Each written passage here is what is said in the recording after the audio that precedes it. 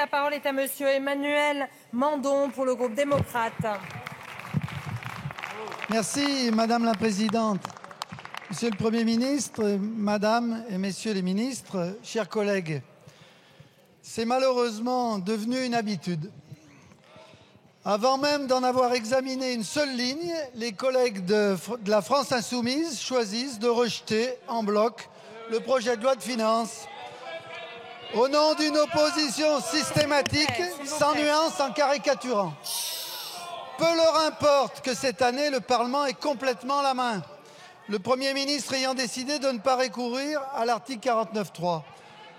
Notre groupe démocrate n'avait pas demandé cela. Nous pensions en effet qu'un tel recours aurait constitué une garantie pour la préservation de la cohérence et de la claire direction du budget au moment du choix définitif.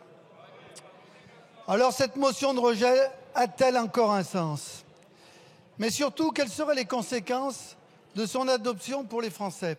Car ce sont eux qui seront les premiers touchés par notre incapacité à nous entendre. Les familles et tous ceux qui souhaitent emprunter mais qui ne le pourront plus en raison de la hausse des taux d'intérêt, les agents des services publics dont la situation est fragilisée par un endettement public devenu insoutenable, les entrepreneurs qui ont besoin de stabilité pour leurs décisions d'investissement. Le vote de la motion de rejet, c'est l'immobilisme assuré, alors qu'autour de nous, le monde bouge et parfois dangereusement. Il ne nous attend pas. Les désaccords sur les orientations budgétaires, bien sûr, sont légitimes. Et en commission des finances, ils se sont exprimés dans le respect mutuel. Avec la motion de rejet, on ne propose plus rien. On veut tout simplement bloquer en caricaturant. Pour notre part, nous voulons débattre. Nous voulons réduire les déficits et retrouver la crédibilité internationale en renforçant la justice fiscale et en faisant la hausse automatique des dépenses publiques.